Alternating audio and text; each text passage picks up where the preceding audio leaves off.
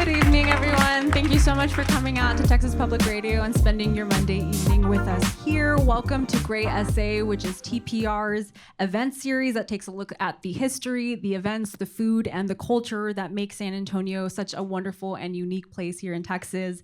This is a series inspired by San Antonio's designation as a creative city of gastronomy by UNESCO, which we got back in 2017 and we're very proud of here in San Antonio. And it focuses on the culinary heritage in South Texas and beyond and how that's influenced us here in San Antonio. Today's event is in collaboration with the City of San Antonio's World Heritage Office and is also made possible by sponsorships from HEB, Frost, and the City of San Antonio Department of Arts and Culture. A big and special thanks to Milpa for popping up with delicious empanadas, tacos, and elotitos. Big round of applause. Everything looks delicious. On the panel today, we have four amazing, wonderful people to talk about the James Beard Award nominations and its impact here in San Antonio. And I'll go ahead and have the panelists introduce themselves. I'll start with Chef Leo here on my left. Hey, good evening, guys. My name is Chef Leo. I used to own a restaurant called Sticks and Stone. Now I'm at the St. Anthony Hotel with Anacacho Coffee and Cantina. David? Hola, I'm David Gonzalez with Visit San Antonio, in charge of promoting all of San Antonio to editorial media nationally and internationally, making sure that these great chefs get all the recognition they deserve. Bruce Auden. I have Biga, downtown San Antonio. My name is Steve McHugh. I have cured over at the Pearl. Thank you to all of our panelists for spending their Monday evening with us. Before we start this conversation, I want to let you all know it is a community conversation, so we want you to take a part of it as well. If at any point during this panel you have a question, a comment, something that you have to ask for one of our panelists, we do have a mic right here on the right-hand side that you can come up and ask a question. It's always a little nerve-wracking. The first person's always a little shy, but it really does make the panel wonderful to have community input. So please, again, if any point you have a question, feel free to come up to the mic.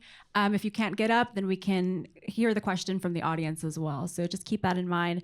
And then before we get started, a note. So we were scheduled to have Chef Jennifer Dauberton from Best Quality Daughter here as well. Unfortunately, she did have to drop because she got sick. However, we do want to acknowledge that she is a 3-time James Beard Award nominee. She was a nominee for Best Emerging Chef, Best Chef in Texas this past year. And although we don't have any women represented on the panel today, women in the culinary industry in San Antonio have played a very, very big part of what makes San Antonio's food scene so special. Not only Chef Jennifer, but also Chef Nicola of Jerk Shack, Chef Anne from Bakery Lorraine have also been very instrumental into James Beard Award nominations as well. So just a side note to keep in mind that the women are also representing. We'll miss Chef Jeff in the panel tonight, but I think we'll still have a fantastic conversation to talk about things. So again, thank you all so much for coming out. And so to get us started, I would love to have the chefs talk a little bit about what it was like to have a James Beard Award nomination. So for those who are unaware, the James Beard Award is typically described as the Oscars of the food world. So it definitely does come with a lot of distinction, a lot of prestige, and it's a very celebrated award to be nominated for here in San Antonio. And so the experience is very different for everybody and what that is like for you as a chef and for you as in your restaurants. And so I'd love to hear about what that was like being nominated from Chef Steve and Chef Bruce, who have been nominated multiple times, to Chef Leo, who has just received his first nomination this year. So what was that experience like for you, whether it was your first one or the most memorable? And Chef Leo, I'll start with you. What was it like to receive that nomination this year? Yeah, it was a culture shock. It was, you shoot for these things without shooting for these things, right? You have a vision board, you talk with your team daily. Most of my team, my family is my team. They're in the back row over here, and without them, I don't exist. So they're, being a family owned where we got it, we were very much relying on each other.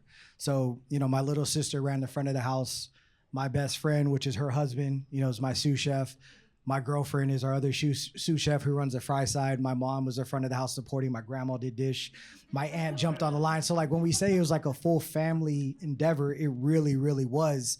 So to get that notification, I was getting a haircut, 9 a.m. And then my phone started to go kind of crazy. And I was like, oh shoot, what did I forget to order? What catering event did I forget about? Like going through all of this, and I peaked, and it was just that moment of like, when I read it, I was like, oh. And then just kind of everything that came after it was pretty amazing. The way the city really embraced you, the way people would travel throughout the state to come and see what you were about. Some to see if the hype was real, some to see what it was about. Why did we, as a 34-seat restaurant in Leon Valley, get such a designation? And thankfully, they were all pleasantly surprised. So. Chef Bruce, what about you? What was it like to get that nomination?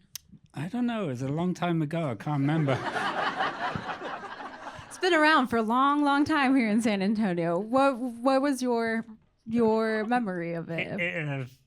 Leo put it so well. It was such a reward for the whole of the staff. Back when I got the nominations, it was more pretentious, and it was about the chef instead of the whole restaurant. And I never really, and it wasn't just Texas. And right now it's just Texas, right? So back then it was Texas, New Mexico, everything. So it was a little different, but it felt great. Again, like Leo said, you're not looking for that, but then when it comes, it's pretty cool. And I believe it helped the restaurant. I guess it did, yeah. And it was fun to go to the first time I was nominated, and the second time. After that, it's like, oh. He has 7 nominations, by the way. It's like, God, how many? 7. Oh. When you have to pay your home flight and your hotel room and everything, so. But, so the first 2 were memorable. It the was first memorable, 2. yes. Gotcha. The first 2 times were memorable.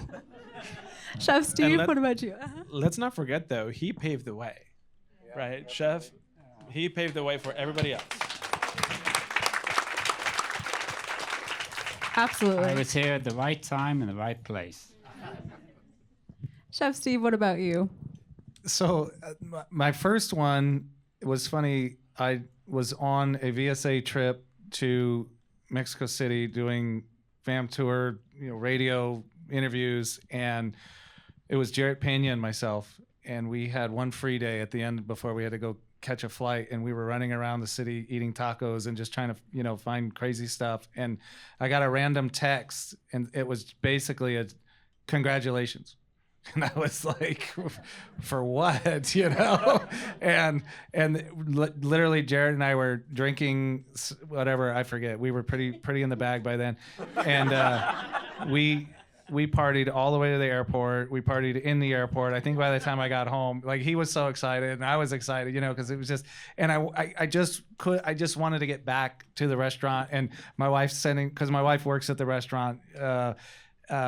She is the restaurant, but she's sending pictures of like all the staff drinking and they're doing shots, and I want to get there so bad, because just wanting to be a part of that. I mean, it's about the team and the people and my family and everybody that makes that place run. So I mean, it was one of those things where I had no clue, and then it just took me by surprise. It's kind of, you don't work towards awards, right? You do what you do every day. You open up your restaurant, you make good food. So to have a recognition like the James Beard Award nominee and have that up there, it's like an added bonus. No, it's not something that you work towards necessarily, but it's something that recognizes the hard work that has kind of come to your restaurant and your team, right? Yeah. And so to look a little bit at the impact of a nomination in San Antonio, David, I would love to hear from you. So we had 6 nominations this year for Best Chef. We also had Outstanding Hospitality with Michelin, and we've had nominations every single year. It brings a spotlight to San Antonio and brings a spotlight to the type of food that is offered here in San Antonio. So what does having these nominations do for the city of San Antonio is in terms of tourism, in terms of wanting people to come to San Antonio? What's the impact of it? It's definitely a great impact. And there's 2 sides to the equation, right? Because from a travel perspective, it puts the city in a map, right? People across the country that travel for food, foodie travelers, it's a growing bunch. How many of you are foodie travelers, right? Like, not only in the city, you go explore different restaurants, but you'll travel to other cities, and there's a lot of people like you. And we benefit from that when we're in these types of lists, these types of accolades. You know, last year we were able to get the Michelin Awards to come and recognize 12 great San Antonio restaurants, and you'll talk about that at another point. But the Beard Awards were one of the first that really put San Antonio on a map in that type of elevated dining. For so many years, San Antonio was the home of Tex-Mex cuisine, and that's great, right? But that's all we were. About 15 years ago, 20 years ago, chefs like Chef Auden here started changing that situation, and people started looking at San Antonio differently, right? So just think about the great strides we've made in the last 15 years where people are now thinking of San Antonio as a culinary city. Just last week, I think it was, Food and Wine magazine named San Antonio as one of the great new dining cities in the whole country, right? Our team at Visit San Antonio works really hard to make sure that we're always pitching all the great stories of all the great chefs. And you're right, in your introduction about Chef Jen, the female chefs of San Antonio have played such a big aspect into the city. Think about the chili queens, and think about all the great chefs, Chef Johnson, Elizabeth Johnson, you named Nicola, you named Anne, and all these other great female chefs that are making great strides to make San Antonio the culinary city that it is. And the diversity of the cuisines that we have in San Antonio is amazing. You look at the types of restaurants that are being nominated that are providing not just what I tell people all the time, it's not just fusion food in San Antonio, it's the chef's stories on a plate.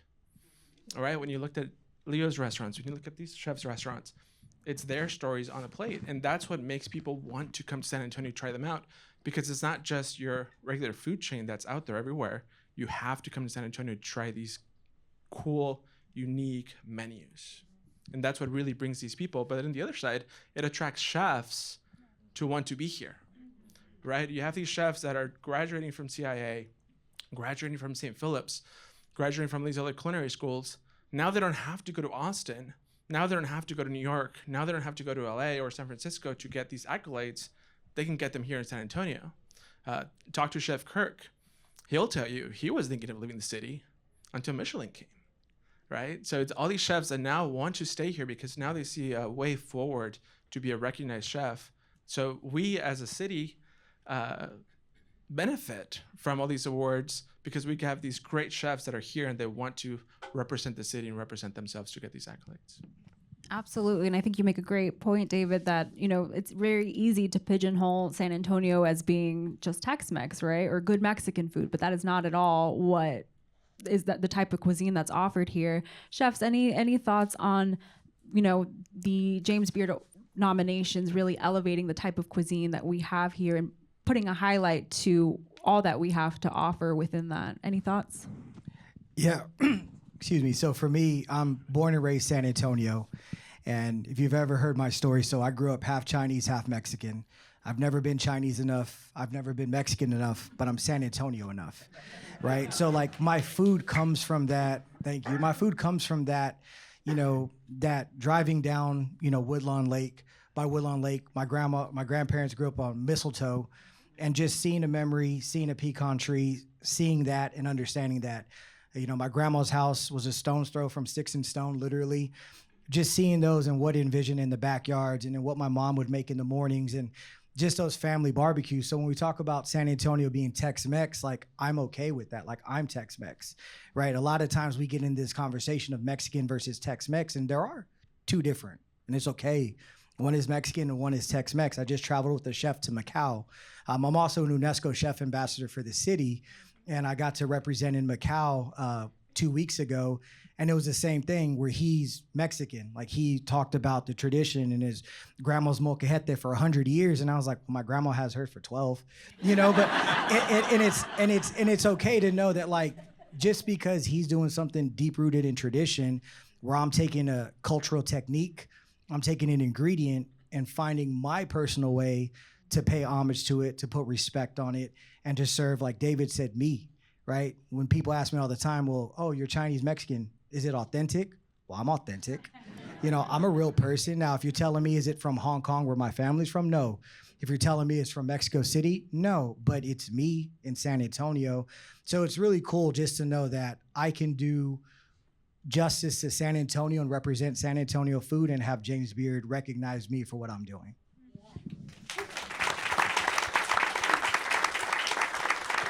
Chef Steve, Chef Bruce, any thoughts? Remind me of the question. So something that you said, Chef Bruce, that I thought was interesting. So when you were nominated, it was just the category of Best Southwest Chef. So that was Nevada, Arizona, Oklahoma. So the area was lumped in all together with the surrounding area of Texas. Now it is just Best Chef Texas. So we're looking at the impact of cuisine here in Texas, in San Antonio, and San Antonio has really been highlighted in that. We had so many nominations. So how does that kind of play a role in highlighting all the cuisines that we have to offer here in San Antonio? Well, I think that goes back to what I said about how the James Beard Awards were so bloody pretentious back then. And it's like, oh, if you didn't have dollars up behind your restaurant, then you won't get nominated. So I love the way it is now. And Leo taught me a lot on a phone conversation the other day. I had no idea how people were selected for it, and it seems a lot better now than it used to be. It used to be, without sounding wrong, it used to be your friends used to nominate their friends, and right, yeah, it was like that. And then it changed. I can't remember when it changed, but it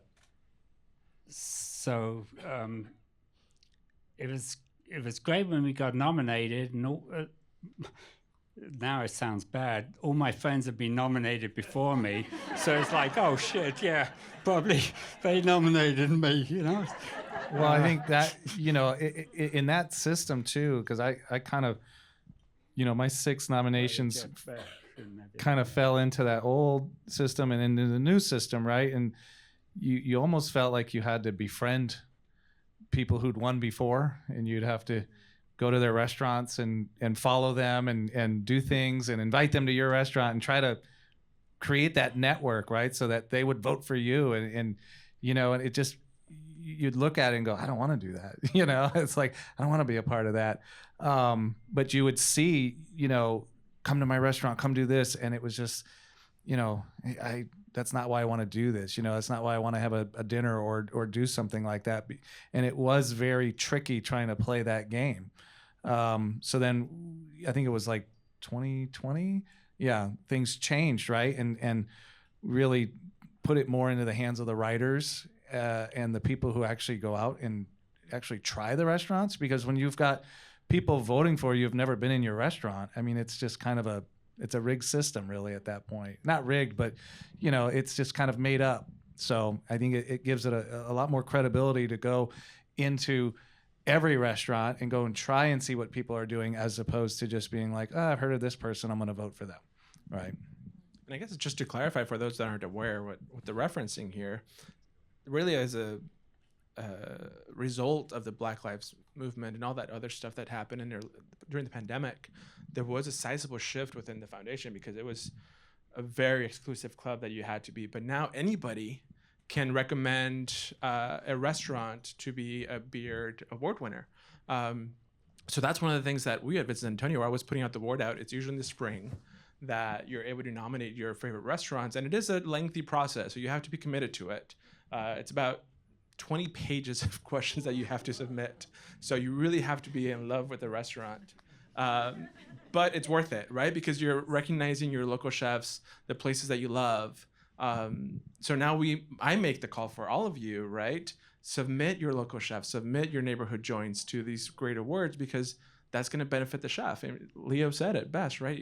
Nowadays, everybody's looking for that, and they're going to come to your restaurant. So think of how much you can benefit your local restaurant at a time of need when people are not eating out as much. Where do we submit that? jamesbeard.com or .org.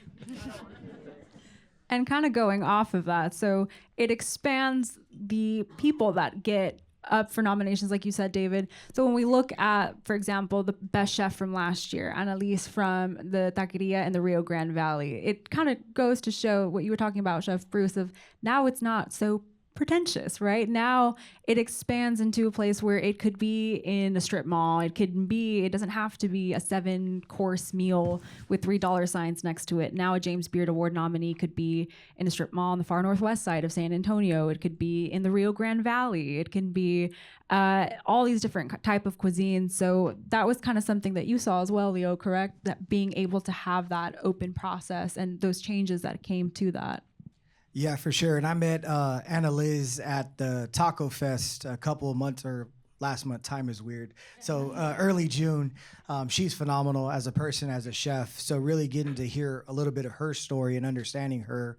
Again, it just kind of gives you hope, right? You don't have to be this huge entity with a lot of dollars behind you. You don't have to have the most beautiful building. You don't have to have everything. I feel like if you're just serving food from a good place, and you're doing it for the right reasons, then they start to happen. This past October, through Texas Monthly, we were awarded the number 8 taco in Texas for a highly controversial taco in the city called... Please describe it. Called our Big Red and Barbacoa. So that taco is my childhood in a taco. We actually take Big Red, infuse it into the masa. It has a strawberry jam. It's a low and slow barbacoa that Chef Hunter does for about 24 hours. We let it cool. We skim the fat so I can control how greasy it is. From there, we do a Texas pesto, which is paying homage to my grandpa's pecan tree in the backyard. My grandma used to do an arbol salsa, so we do a homemade arbol salsa. Little queso fresco, because cheese makes everything better. And then to finish it, to help cut through the fat, we do a pickled watermelon rind. So while it's a taco, it's something a little bit different. And I don't do it to be different. I just do it because that's how I see food. And again, just to be known and be able to get recognized for that is cool, though I don't have to have a certain X, Y, or Z to know that whatever I feel like is in my heart that I want to serve can get recognized by a group of people who love food. Absolutely. And kind of touching to the impact of being a nominee, a James Beard Award nominee here in San Antonio, how did it impact your restaurant? So what did you see from it? Whether it was the first time, whether it was the 7th time, the 6th time, does it change, especially Chef Bruce and Chef Steve, that, it has happened over time? What do you see, if at all, the impact to your restaurant?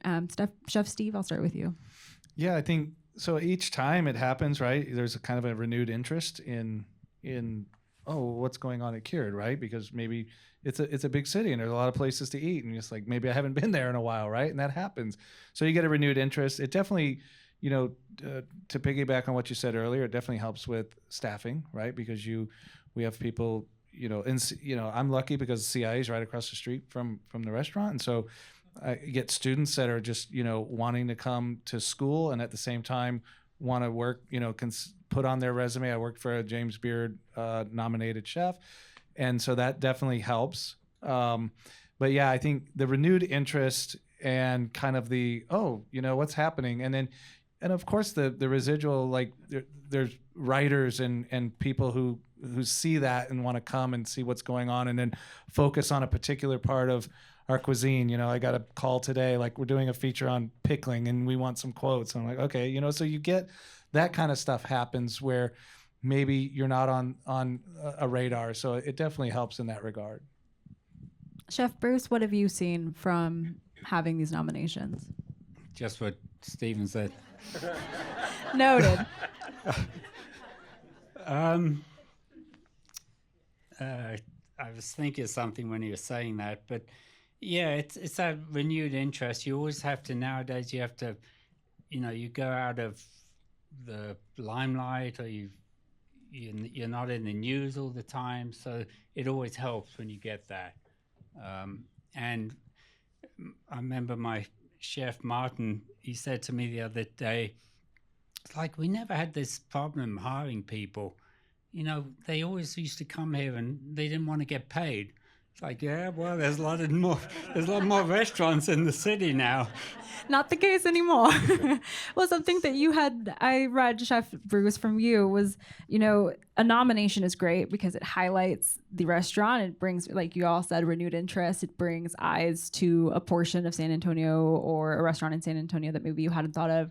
But also, it's an award. An award does things, but it also doesn't, it doesn't keep a restaurant open, right? An award, a James Beard Award, does not give you a day off. You still have to work hard and you still have to keep up the restaurant as well. So what have you seen with that? What does it give you and what does it not? How does it change anything, if at all? Yeah, well, it does bring in some more revenue, which is good. It brings in, like you said, the help. More people are interested in working there if they know you've got some James Beard awards. But it sounds like I'm the only one who's saying anything down on this. It brings in their bloody haters as well. It's like, oh, so they got a James Beard award or whatever. Let's go in and see what we can do to, you know what I mean. Yeah. Unfortunate to hear. Chef Leo, what about you? That it was your first time getting this nomination this past year. Yeah, so same thing. It brings out a lot of love and unfortunately a lot of hate, a lot more eyes. For instance, that nomination dropped on a Wednesday morning and we opened at 12 and we had, a line 30 people deep, right? Where in that line I looked and I was like, I saw you last week and you were mad at me for a 10-minute wait. But now you're sitting here waiting for 45 minutes. I don't have a VIP cooler. I don't have anything special. Nothing changed from myself or my team in the way we cook, how we serve, how we prepare, the love, care, and attention for every single dish. But now, because we ended up on the list, now we're worth waiting for. And that was the interesting thing about us. Again, when the taco hit in October, we went from selling, about 40 pounds a week of barbacoa. And again, Chef Hunter would prep 60 pounds every other week. That article dropped on a Monday. We came back in on a Wednesday. And at lunch, we sold 35 pounds and looked at each other and said, oh. And then it was like, how, because it's a process. It's a 24-hour process. And thankfully, dinner was only like 15 pounds. And, reminding me like It's a Wonderful Life. I love that movie. And, when they have the last dollar and they're doing the countdown. And that's how we felt for like the last like 5 pounds was like, close the doors. We made it. And then from then on, we had a big sigh of relief. But, it brings in a lot of good. And unfortunately, it brings in a lot of naysayers to where they want to know, why are you here?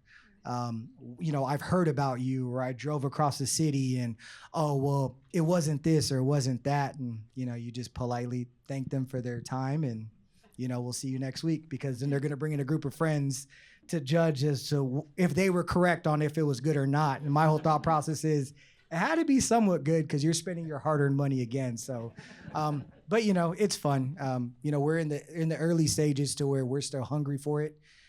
We don't think there's anything necessarily wrong to be hungry for accolades for our team. We don't chase it. 2 years ago, I wanted to be on the list and I kind of fell out of love with cooking. And I really thought to myself, like, why do this? Should I do this? Do I want to do this? And then once I stopped cooking for accolades and just started cooking back for myself and my team, things started to really fall in place for us. I think that's such an interesting point, Leo. Chef Bruce, Chef Steve, have you had a similar experience throughout your career where you kind of ebbed and waned in your love of cooking, and if an award had anything to do with it, or have you experienced anything similar at all?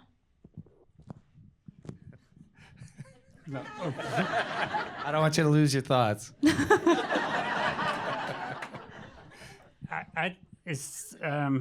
I always tell my staff is that, yeah, we're doing what we love to do, but it's also a business. So you have to be profitable. Otherwise, James Beard award or nominated restaurant is going to go and you're not around anymore. So it's always a business. So you have to make sure of that you do things that the guests want.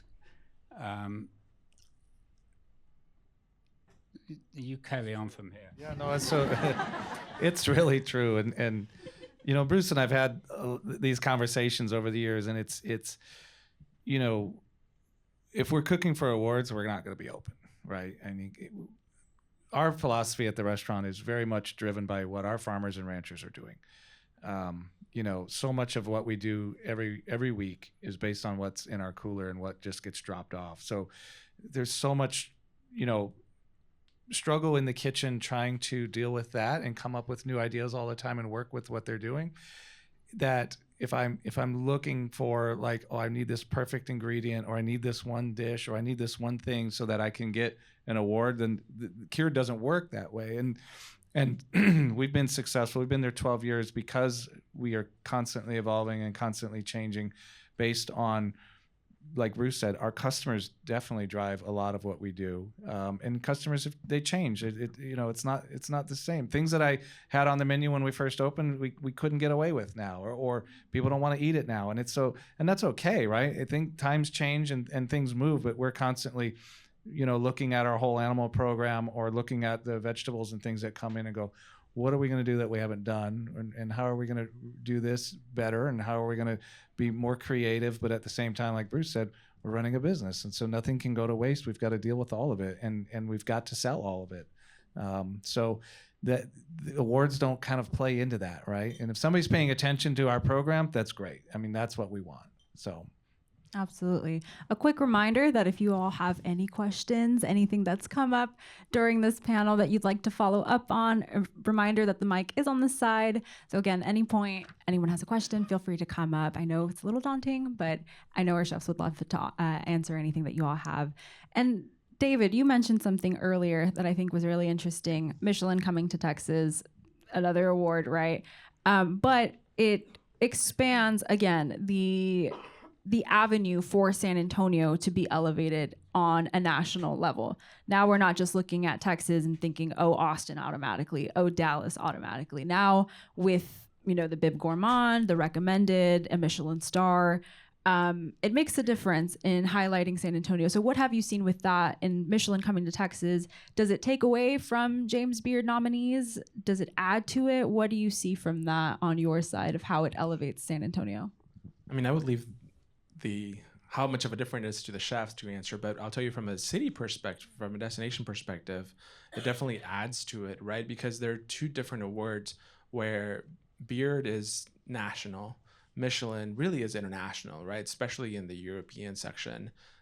Travelers in Europe have for 100 years been knowing of the Michelin award. So you don't know, from international perspective, you don't know Beard, but you know Michelin. And that could change later when people understand what Beard is. But and the great part for us, when you looked at who got recognized last year from Michelin, hopefully we'll add to that this year, the 12 restaurants that get recognized, it's a whole variety. You have the Garcia's Mexican food, right, where you can get a taco for $3, up until Signature at La Cantera, where a tasting menu can cost you $200 or $300. So the variety of restaurants that San Antonio is able to offer for these restaurants that are being awarded and honored in this way, it's amazing to look at for us. And Chef Bruce says it over and over again. These exclusive awards is not how people are eating anymore, right? And that's playing a big part into this whole selection of San Antonio being recognized, because we all know one of the best things we love about San Antonio is how casual we are, right? You can walk to pretty much any restaurant in shorts and a t-shirt and be welcomed, right? Where if you go to New York or Bay Area, that's not going to happen, right? There's dress codes that you have to meet and all that good stuff. But now you can have a Michelin recognized food item in San Antonio for $3 from a restaurant that's been open for 40 years. You know, when you looked at the other list of Michelin recognized in Texas, you looked at Austin, all the restaurants had only been open for maybe 5 or 7 years. We had restaurants like the Barbecue Station that had been open for 40 years, right? But we also had restaurants like Nicosi at Pullman Market at Pearl that had been open for 6 months. So we had such a great variety, and people are starting to recognize that we have that in San Antonio, and that's really going to bring a lot more talented chefs and a lot more talented awards and recognition to San Antonio. Chefs, anything to add to that? No, I mean Michelin is cool. It's gonna be nice to know, and it's kind of like the same theme, right? Me personally being from San Antonio, I'm tired of looked at as like, well, Austin this, Houston this, Dallas that, and it's like, why not us? Like, why not me? Why not my friends? Why not these chefs who, again, like, I don't even know if Chef Steve knows this, but the first time I ever met him was at Rodriguez Butcher Supply. I was buying my second knife, and I'm staring at a knife, and this story just literally hit me right now. And he was like, what are you gonna buy? And I was like, oh, I'm in my culinary coat, thinking I'm doing something, culinary student. And I was telling him why, and he was walking me down why a longer knife would work, why it wouldn't work. And then very casually goes, yeah, I own a restaurant if you ever, and handed me his card. And I'm like, oh, that's you, So, it's very cool just to, one, be recognized on this panel. And of course with Chef Bruce, very nonchalant, but he's a legend. And I love it, right? You aspire to be that way. But just to know that Michelin is now here and we get to pursue it from a standpoint of like the quality of what we're doing. There's a lot of great nominated chefs like Chef Nicola Esaul, who I love just at his barbecue restaurant at 2M, that are doing things that are them, that don't have to be pretentious, as like Chef Bruce was talking about. So just to know that now we're allowed to be us without having to be stuffy, without having to do a certain thing. Like right now I'm at a luxury hotel and my buzzword is define luxury. Luxury is what? Luxury is being taken care of. Luxury is making sure that you're felt as a person, that you're seen, that you're fed something different, that you're fed something of high value, of high quality. Luxury has a different mindset in everything. I could say your luxury vehicle. Well, to me, I don't want to be in a Honda Civic, but I know some people are like, that's luxury because I only gas up once every 2 weeks, right? So you define luxury in different ways. And now that Michelin has allowed us to define it our way, I think it's pretty special. And I think even looking at, James Beard Award nominees from this year, El Pastor es mi señor, that was another, recognition that got. And you see the difference in cuisine, Sticks and Stone, Chica. So there really is such a variety and a diversity in what's being offered and what's being recognized, which I think makes San Antonio so special. There were a few questions. What's your name and what's your question? Hi, I'm Susan from here in San Antonio. I was just in Detroit, and people are having their own kitchen gardens because there's so much land, plentiful land. So I'm just curious, you'd mentioned your suppliers, farmers, ranchers.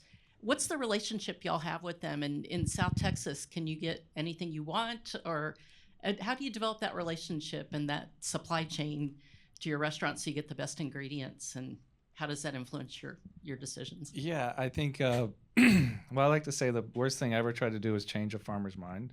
Because I grew up on a dairy farm, and I used to try to say, well, you're growing tomatoes. Can you grow these heirloom tomatoes? Or you're growing cucumber. I want I want this. And they'd just look at me and be like, no, we're good. No. And what I learned is that, they know their land, their soil, their terroir better than anybody. They're working it every single day, and allowing them, I have farmers that bring stuff to the restaurant and they don't even tell me. It just shows up. And I'm okay with that. After 12 years, they know that I'm going to take the 8 or 9 cases of stuff that they bring. And it's always high quality. It's always really good. I try to make it a habit to visit farms and ranches that I work with so that I kind of can see best practices or know that, it's not, not spraying it with stuff or what have you, right? And but really just put my trust into them. And by doing that, that's 80% of my menu that's taken care of, and I don't have to worry about trying to find a really good fish or what have you. And so by working with them and letting them do what they do best, and then I am lucky because I have a farmer's market in front of my restaurant twice a week, so I meet new people all the time, and I can go out and go, oh yeah, peppers are in season. Christ, I got to get my brain wrapped around chilies, and oh, eggplants are here. Oh my goodness, what I got to figure that out. And then I'll see a peach. And then, so that just kind of is constantly, fueling my creativity and of course, studying and reading and going to other restaurants, but really just seeing what's available and what's out there, that drives everything I do. Absolutely. Anything to add from anybody? No, so I agree. Don't change a farmer's mind. So one of my best friends from culinary school decided that he didn't want to be behind the stove anymore or in front of it. And so he pivoted to farming, which I don't think was any easier. But it's kind of like the same thing, being able to highlight and showcase what he does. He's out in Shirts, has an urban farm. So we get his arugula, we get his salad mix, his watermelon radish. He grows our micros, so we can have some fun stuff. So having that relationship to know that we can highlight something on that is pretty cool. And then Brawny Farms, which I know Chef uses, Julie's amazing out of Seguin, so we get some of her produce as well. So just try to be as, sustainable is a buzzword when you're in culinary school.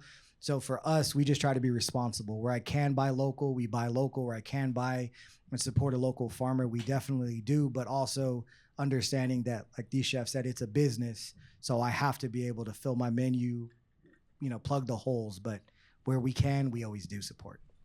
I think that just shows it's all, local area. That all goes into making these wonderful restaurants happen and, this wonderful menu happen. It's not just the restaurant. It's not just the chef, of course, but it's also your surrounding areas and the people that you look to. So it's definitely something really special, I think, within San Antonio. Was there another question?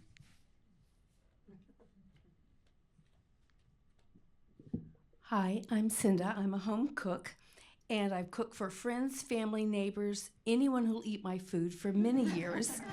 And I've always had a rule: if I go out to dinner and pay for someone else to cook, they have to cook as well as I do.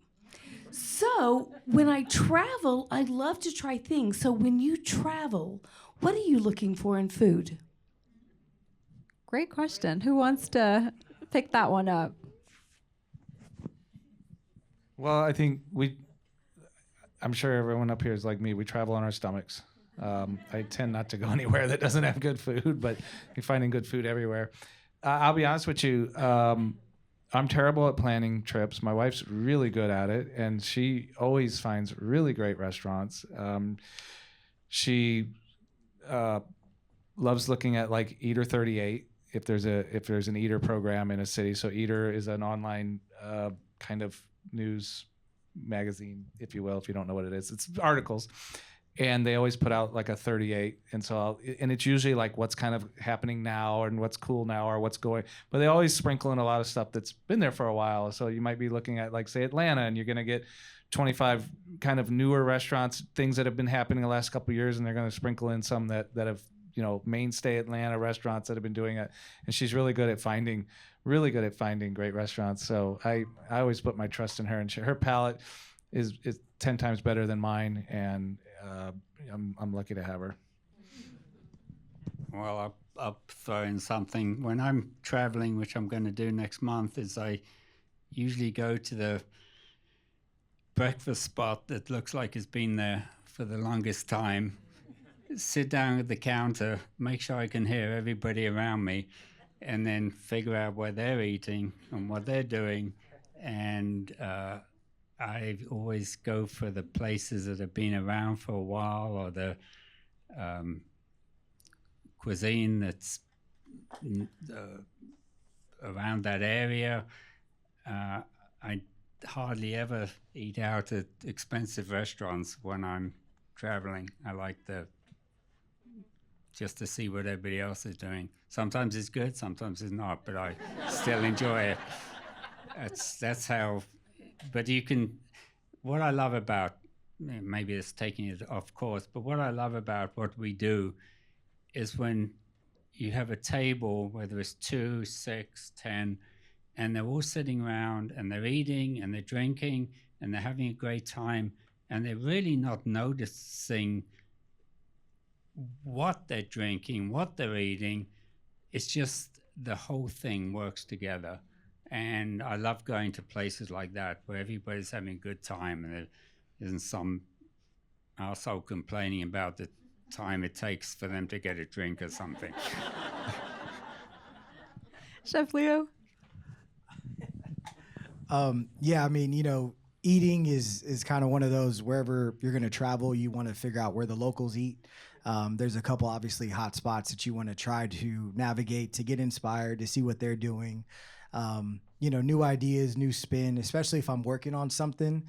I try to Google that city if I'm going somewhere and eat what it is to them, right? Like if it's a steak or a chicken dish, what that looks like to them. Why did they serve it that way? How did they serve it that way? Not from a judging standpoint, but just, to help you paint a clearer picture.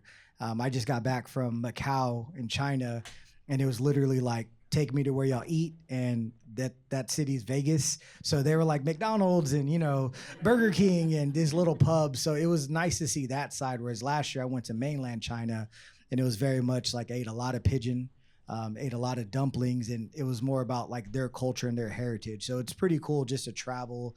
And, like Chef said, I mean, we all eat with, travel with our stomachs. So we just want to know who's serving it the best, why, and then go and support them. David? If I could add in, just to also be a traveler in your own city, right? It's so important to travel outside of your bubble. So many people in cities live in their own bubble. They don't escape their 3-mile radius, right? My wife and I have a challenge to ourselves, at least one new restaurant each week, right? That might mean going to Helotes. That might mean going to SeaWorld. We live by the airport. So it's great to explore a new area of town and explore a new restaurant, right? When Chef opened a restaurant, I remember we went and I was like, where the heck is this place, right? Because it literally was in a hidden strip joint. Like it was a strip mall, not strip joint. Strip mall. Different James Beard. Used to live in Vegas before San Antonio, and there was a great Mexican restaurant in a strip joint. But that's another story. But sincerely, like, look around what's in your city and travel in your own city. You'll find amazing places across the city, right? We traveled 45 minutes to go to a burger joint in the south side of San Antonio, and it was amazing. And yeah, we'll go back to it. Maybe not as often as we like, but it's great to explore. And how do you find those out? Talk to the people that work in the restaurants. They'll know, right? Talk to the servers, talk to the hostess. Hey, where are you going to lunch next week? What's the name of the burger joint? TJ's down on South Cross. It was amazing. It closed for a minute, but now it's back open. So definitely worth checking it out. So it's worth traveling your own city as well. I will second that. I grew up in San Antonio on the northwest side, and I basically stayed in that little northwest corner for the longest time. And then you branch out, and I think part of it is, like you said, Google searches of this is a restaurant I want to try, or this is something that pops up, whether it is a James Beard nominee or it's something else that pops up when you're looking. It really is so special to get out of your bubble a little bit and go to these restaurants and these places that pop up in your Google search. So I think that that's a great point, that it's not only just travel across Texas, across the U.S., across the world, but also in your city. We have another question. Yes, good evening. My name is Harriet. Thank you very much for this opportunity. Very interesting, and thank you for what you do for our city. I have 2 questions, and I'm a corporate executive retired. So I'm recovering executive, and so my questions are influenced by that. In corporate, different sector, we always love to talk about the S word, but we always avoided the F word. And so let me clarify. The S word are successes. We always wanted to talk about those, but we never talked about our failures, and those are as powerful lessons learned. So if you could talk about if your top success or something that you say always, always do, and a failure where you say, my God, I learned so much from this, but this was such a failure for me. I think that'd be interesting to know. And then my second question is, you talked about innovation. Maybe this is not applicable, but how is technology enhancing, influencing, changing the way that you run your business? Is AI going to take over and start cooking for us? Talk about technology and AI, if you would, please. Thank you very much for the opportunity. Fantastic questions. Thank you for asking them. So we'll start with that first one. So the successes and the failures, the S and the F. Chefs, what can you say about that, about the successes and the failures that you've had during your time in the restaurant industry? I'll give that to somebody else. Go ahead. Well, Okay, that's awesome. I think so. With our team, I always love to tell them, our job is to exceed expectations, and we cannot do that until we know what the expectation is. So, and that's always a challenge to my front of the house staff. It's to get in there, to understand the table. Where are you from? What brings you to town? What brings you to Cured? What oh, you're here for business. Oh, what have you, right? Because now that we know that, we can get in there and go over the top. Oh, you love burgundies. Well, let me get our general manager over here who does all our wine buying. Let him, and I think also, we took a really big swing when we opened by kind of doing everything around whole animal butchery and curing and sausages and pâtés and all of these things. And, we just felt that this was something that, we were passionate about and that was going to work. And, like I said, here we are 12 years later and we're still, butchering whole pigs and goats and lamb and breaking down stuff. And you guys are still coming in and ordering it. So it's great. So that's a success.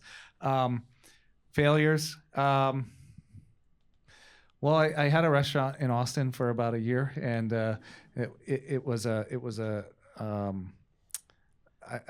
put it this way: it was something that I agreed to do in 2019. I don't know if you all remember 2019. It was pretty awesome,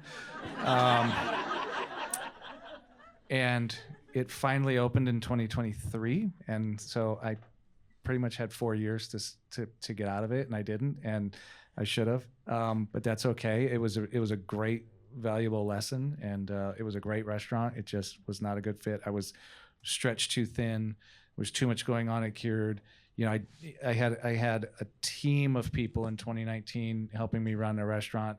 2023, we don't have all those people, right? You have to cut back, and you don't. It's not the same. Math, it doesn't work anymore like it did in 2019. So my wife and I were just stretched way too thin going back and forth, and it was something that we probably should have said, we don't have the bandwidth for this, and it was a good lesson. Chef Leo, Chef Bruce, anything to add?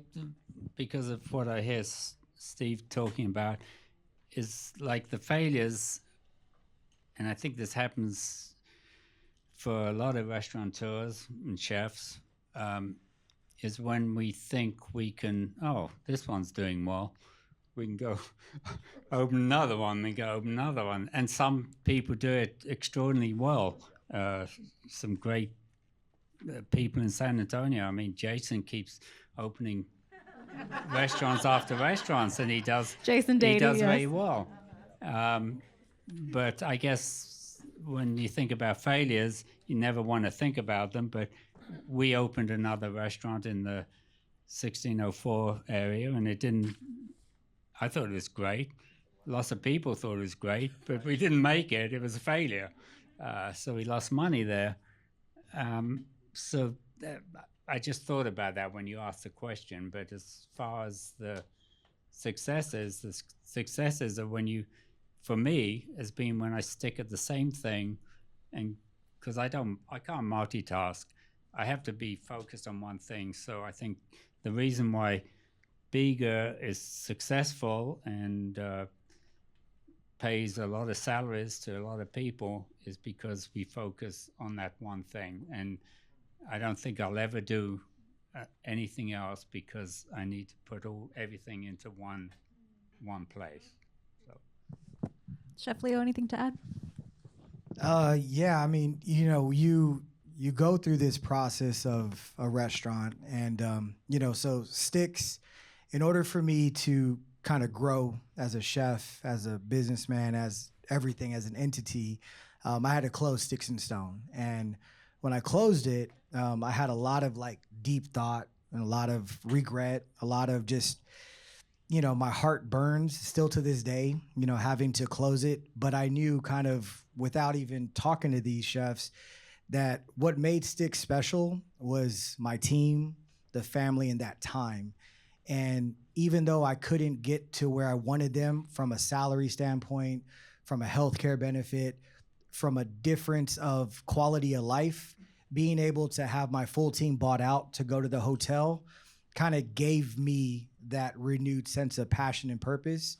So while I look at Sticks as a failure to where I couldn't provide what I wanted to provide and still be a local business, knowing that now instead of employing 5 people where we're all, struggling, to now my team is 31 and we're quality and where we're working for. So just understanding and learning that where Sticks may not have been a failure to anybody else, but in my eyes, having to close it to take on something else, felt like a failure, knowing that what's coming next is always going to be greater as long as we maintain that same drive and that same passion and purpose for what we do.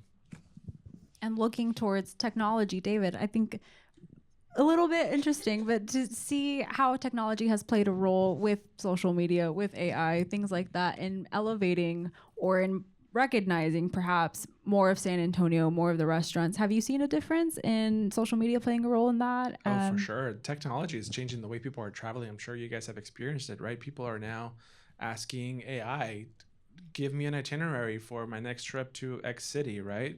And now you have to make sure that your city, your restaurants, your entertainment are well represented at that. And going back to the original subject of this, the awards, James Beard plays a role in that because that's an authority figure into these AI models. So it really does make a difference with AI. I don't know if chefs, you guys want to jump in to talk about how it's going to affect your cooking, but from a travel perspective, it's definitely affecting people, how they travel. And we want to make sure that one of our points of work is how do we keep making sure that those AI models are aware of San Antonio, what's happening in San Antonio, so that people can get the right recommendations from us of what to do when it comes to San Antonio. Well, when we started, 100% of our recipes were our own. Now, maybe 5% our own, the rest are AI.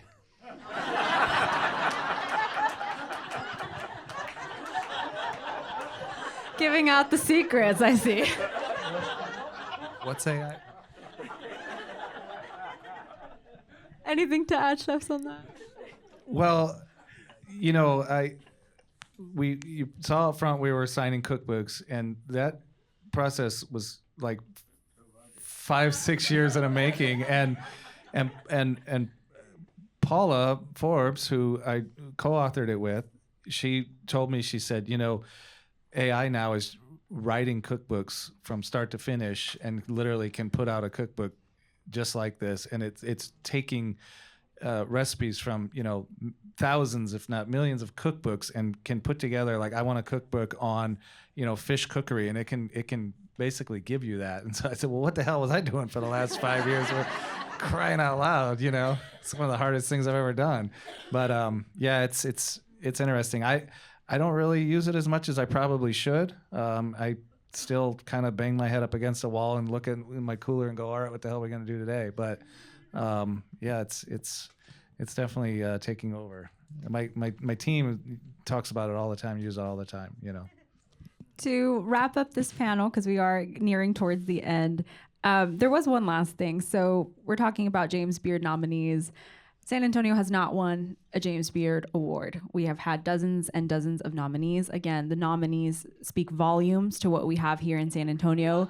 But unfortunately, San Antonio has not actually won a Best Chef Texas Award or a Best Chef Southwest when it was, or hospitality. To end this, what are your thoughts on that? Does that change anything, if at all, about this, how special San Antonio is, or how it should be looked at, just because we don't have the winning title per se, but we still have so many different nominations and so many highlights. So what are your thoughts on that, kind of to round up this panel and to end it off? I think it's going to happen. I definitely real soon. I think getting Texas its own category was a must, because when you're sitting in the theater and you see the nominees, and there's 5 chefs from Texas and 1 from Denver, right, when it was Southwest. Well, the 5 from Texas are all fighting for votes, right? And then the chef from Denver wins. And then the next year you go and the chef from Santa Fe wins. And the next year you go, a chef from Arizona wins. And you're like, crying out loud. And so you realize that Austin and San Antonio and Houston and all these, these we have so many people and so many restaurants. They're all kind of taking votes from each other, right? And so that was a must, getting it into Texas and letting Texas be its own category. And I think once that happened, I think it's going to happen real soon for San Antonio. I know that there's so much going on. There's so many great chefs. There's so many great restaurants. It's such a, and it was getting kind of, people think it's a big town that don't live here. And so the way the voting worked before, it was like, I don't know, San Antonio, right? Tex-Mex, right? So now that it's, the systems have changed, it's definitely going to happen. Chef Bruce, Chef Leo, anything to add? The only thing I can think of is Mariah Lambert, when she accepted her Country Music Award, said awards are made to make everybody, what was it she said? I don't know, basically piss off everybody. So I agree with that, awards, if you get one, it's like, oh, why didn't this other person get one? If you don't get one, oh, why didn't I get one? So yeah. Chef Leo? Yeah, I mean, San Antonio, we're coming. Our time in the sun is about to happen. There's a lot of great chefs in the city pushing our food our way, right? We're a melting pot, Military City, USA. A lot of different cultures, a lot of different influences.